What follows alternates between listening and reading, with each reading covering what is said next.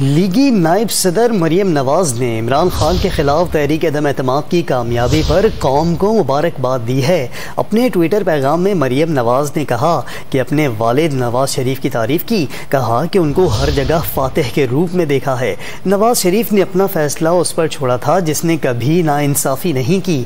नवाज शरीफ का सब्र हर किस्म के जबर से जीत गया। मरियम नवाज ने इमरान खान के खिलाफ तहरीक अदम एतमाद की कामयाबी पर कौम को मुबारकबाद दी है। अपने ट्विटर पैगाम में मरियम नवाज ने कहा कि अपने वालिद नवाज शरीफ की तारीफ की, कहा कि उनको हर जगह फातिह के रूप में देखा है। नवाज शरीफ ने अपना फैसला उस पर छोड़ा था जिसने कभी नाइंसाफ़ी नहीं की।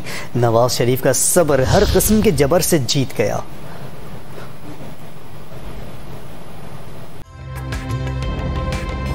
ताज़ा तरीन वीडियोस के लिए हमारा YouTube चैनल सब्सक्राइब करके बेल आइकन प्रेस करिए ताकि आपको मिले हर अपडेट सबसे पहले।